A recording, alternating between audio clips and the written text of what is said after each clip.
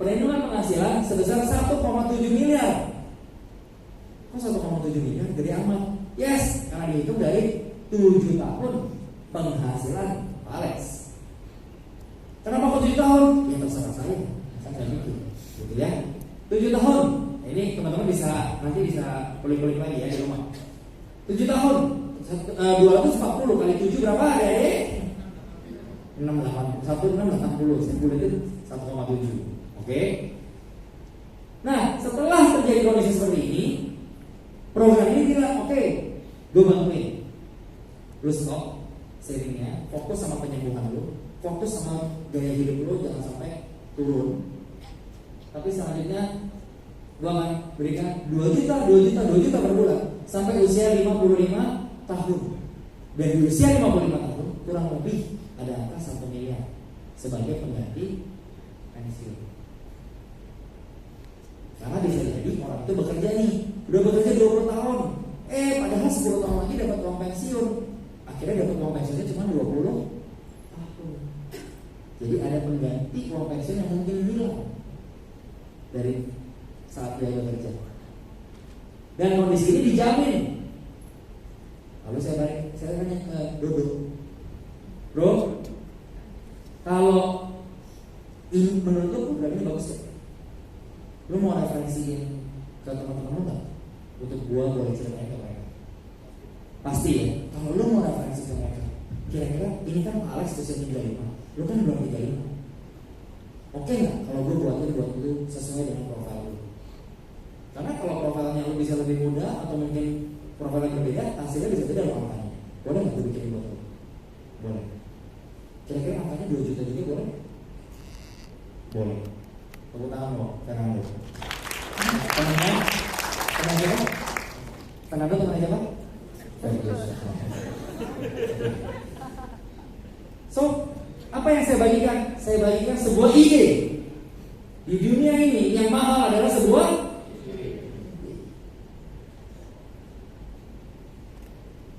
yakin. Tadi saya cerita gitu, plus bercanda-bercanda, plus parkir, plus nanti pulang, kira-kira berapa menit?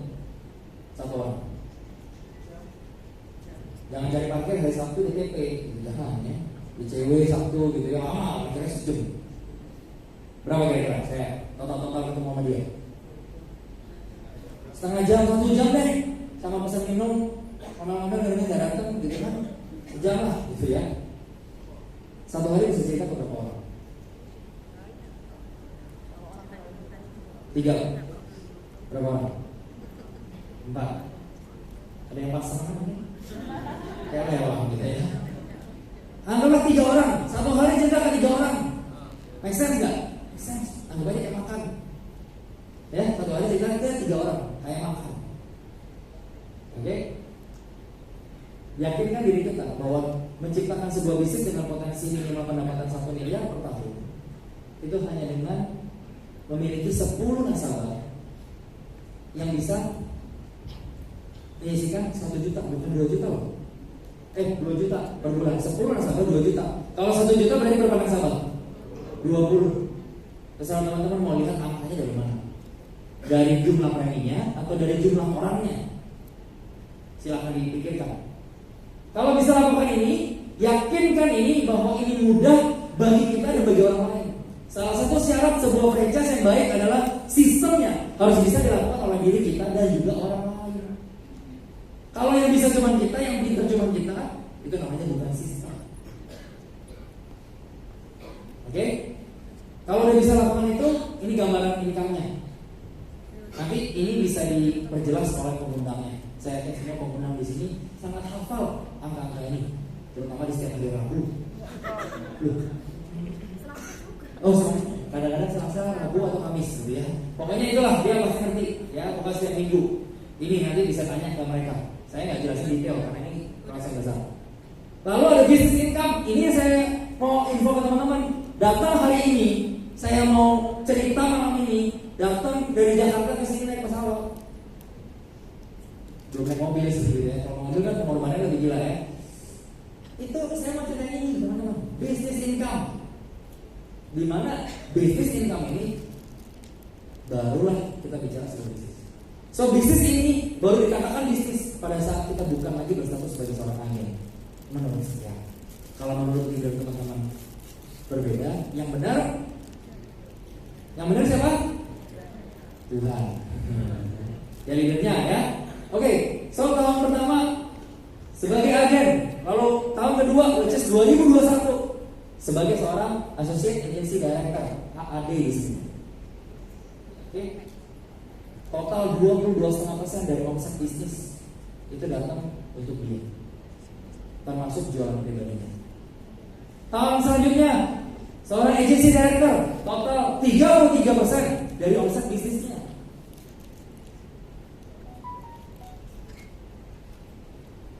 Oke, nanti diperjelas sama yang undang, ya, dihitung-hitung karena mereka juga pasti tahu di setiap tahun, ya. Oke. So saya mau kasih gambaran sebuah roadmap. Oke, roadmap ini adalah sebuah gambaran 5 tahun potensi income yang sangat mungkin terjadi. Oke, dan sudah di break sama begitu banyak orang, dia lakukan dalam di bawah 5 tahun. Artinya ini konsep yang mudah dan mungkin bagi banyak orang. Oke, tahun pertama 7,3, tahun kedua 28 juta, tahun ketiga sebagai agency director 60 juta. Oke, tahun selanjutnya sebagai agency director dengan level ini bicara kayak deponya tambah lama tambah gede, deponya tambah lama tambah gede. Kalau udah makin gede, bisa jadi deponya ini bikin satu kantor lagi. Ya, coba tanya yang bisnis itu. Kalau dia udah kuotanya makin lama makin naik, ngambil galon air, pasti dia ditawarin untuk jadi depo yang besar, misalnya. Oke? Lalu 158 juta per bulan dalam tahun kelima. Saya mau ingatkan sekali lagi bahwa ini hitungannya tidak baku. Teman-teman mau bikin hitungan supaya lebih cepat, mau tahun ketiga 100 juta, mau tahun kedua 100 juta, silakan ngobrol sama leader Anda. Sangat mungkin dan sangat bisa. Oke, hari ini saya nggak mau ngomong tentang saya, tetapi waktu saya dikasih tahu ini, saya tuh orangnya iseng. Berapa banyak di sini yang iseng? Ngomong aku ya, saya orangnya iseng. Kalau ada kayak gini-gini, iseng pengen tahu kalau gua kerja lebih keras, gua kerja lebih rajin, gua kerja lebih benar, kira-kira bisa nggak ya di bawah 5 tahun? Iseng aja, pikirannya kayak main game aja iseng. Dan ternyata 2 tahun 4 bulan bisa mencapai angka 100 juta per bulan. So ini bohong bagi orang-orang yang memang iseng. Dan buktikan ke diri Anda masing-masing. Oke, hari ini saya mau bahas selama 1 tahun. Ya, jadi saya nggak bahas terlalu detail. Nanti bisa ngobrol karena waktu saya nggak banyak. Dan saya mau mendengarkan Cici cantik setelah ini. Ya, cantik penjual boneka, bukan cantik kayak boneka. Beda ya. Oke. Ya, oke. Ini pribadi 200 juta dari mana? Berapa nasabah? 10 nasabah nabung? Bukan nabung lah ya, menyisihkan premi 2 juta ya. Soalnya udah nggak boleh pakai kata nabung ya. OJK melarang kita menggunakan kata menabung. Ya oke. Saya 200 juta mengalokasikan sebuah premi 10 2 juta per bulan 10 orang. Oke. Lalu ada 3 partner yang masing-masing minimal 1 case. Dan total mereka mau 3 mau lebih boleh, ini kan minimal 3 orang.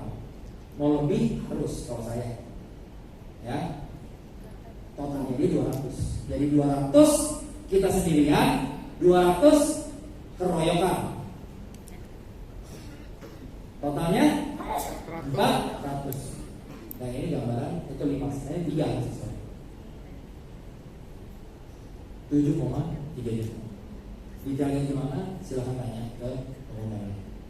Tahun kedua melakukan hal yang sama seperti tahun pertama, yaitu berapa? Pribadi 200, tim 3 orang 200, sama, gak perlu heboh-heboh, lakukan yang sama, punya etos kerja yang sama, tapi dengan visi yang berbeda, yaitu visinya lebih ke leadership visinya lebih ke membangun sebuah bisnis. Dengan cara apa? Bilang sama 2 orang, Fernando, mau nggak? Gua udah punya pengalaman selama setahun kemarin. Tahun ini gua mau ajarin semua pengalaman gua ke lu, boleh nggak? Makanya yang mau di bisnis ini mau besar, punya tim besar, harus blessed to be blessing. Harus mau berdampak sama hidup orang. Jangan mau sukses sendirian. Bilang kanan kirinya, cocok dewe-dewe. Ya. Dengan saya katakan ke Fernando, maka Fernando mau melakukan seperti saya tahun lalu. Omset totalnya berapa? 400. 2 orang. Fernando sama siapa? Fernandi. Ferguson kan, tadi kan dia punya teman. Fernando sama Ferguson masing-masing 400. Leadernya namanya Maria. Ya, oke, ketahuan saya umurnya ya. Oke, total omset 1,2. Kan 400 kali 3 berapa? 1,2. Total income setahun sekian 27 juta. Tadi saya buletin juga.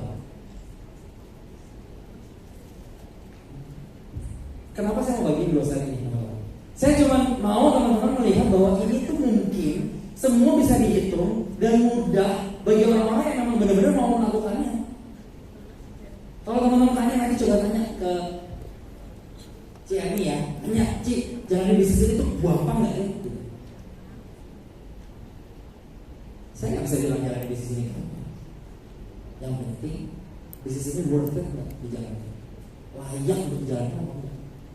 Sebanding nggak dengan pengorbanan kita? Itu. Oke, so ini tadi summary aja 5 tahun 158.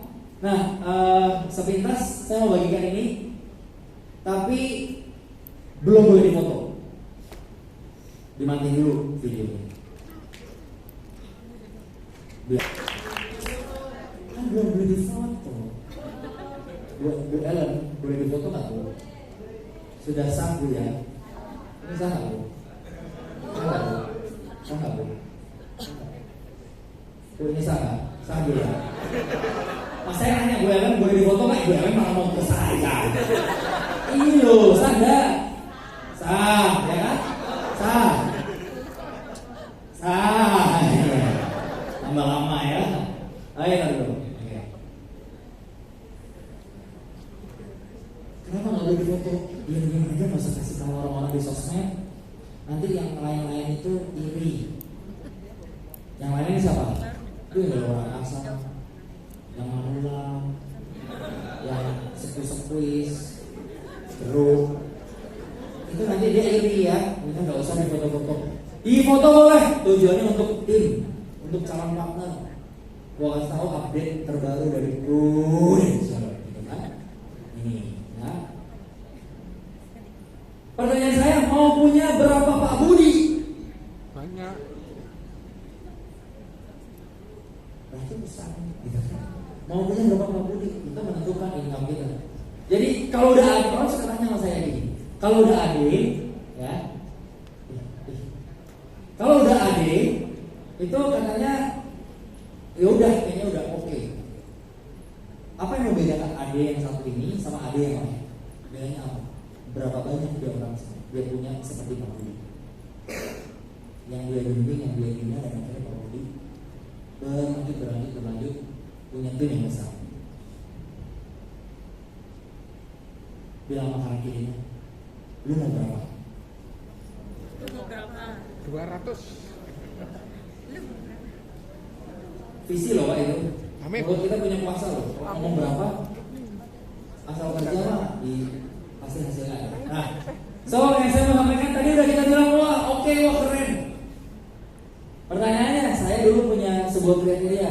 Kalau ini sebuah bisnis, waktu saya bangun restoran, lalu saya bilang, gila ya, gue udah bangun restoran, udah bangun bisnis gue harus mulai lagi dari nol. Dan apa betul ini sebuah bisnis? Karena harapan saya adalah apa yang saya kerjakan nanti anak-anak saya bisa meneruskan. Atau mungkin zamannya berubah, minimal anak-anak saya itu bisa menjalankan dan dia bisa punya sebuah bisnis di masa depan yang mungkin berbeda ya. Saya bilang ini jadi berbeda dalam 2 tahun ini karena kita lihat pertumbuhan begitu cepat, ya. Era industri udah berubah jadi era digital. Nanti era digital berubah jadi entah apa lah, teleprompter atau apa gitu, macam-macam gitu ya nanti. So pertanyaannya, kita mau bangun bisnis ini, punya uang yang besar untuk keluarga kita, mau nggak kalau ini semua bisa diwariskan? Diwariskan tanpa perlu dia sepintar kita. Karena begitu ini udah jadi, yang ini udah jadi, mereka tinggal menggantikan kita di sini. Kita meninggal, anak kita langsung jadi ini. Waktu anak kita jadi ini, apakah dia perlu seperti kita lagi gitu dari awal? Mungkin ada yang kasih atau perlu? Nah, siapa tahu dia bisa pakai dana yang kita udah rilis untuk bisnis dia yang lain, atau mungkin bisnis asuransi di masa depan. Yang mungkin mau beli polis, jadi polisnya gitu. Kira-kira sekarang aja udah cepat.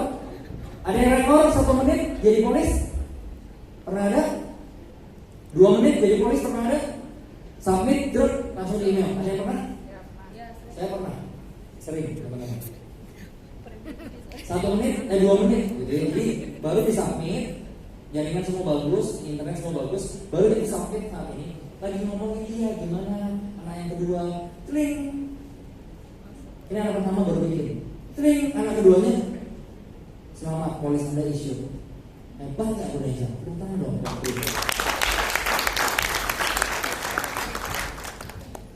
Oke, sepintas dari tadi saya bilang tentang sebuah, oh ini mah kayak pokoknya uang bisnis. Apa sih misi di balik ini?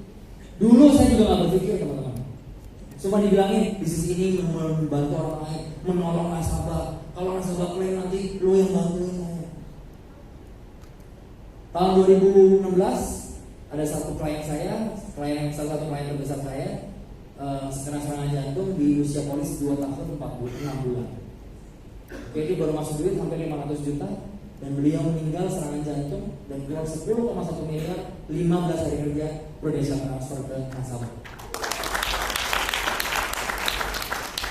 Ada kliennya agennya udah nggak entah kemana, udah berpindah 3 agen, entah dia nggak tahu agennya siapa. Saat itu dia pindahin polisnya. Ini polisnya ini ke kakak saya. Kakak saya itu Roy, mungkin ada yang pernah tahu, gitu ya. Kakak saya dia pindahin, lalu dilakukan major, dinaikin. Kondisi kritis menjadi 3 miliar, CCB 61 3 miliar, dan 11 bulan berjalan setelah upgrade terkena kanker payudara. Dan kanker payudaranya udah stadium yang memang cukup layak untuk keluarnya. So keluar 3 miliar. Oke, langsung sembuh.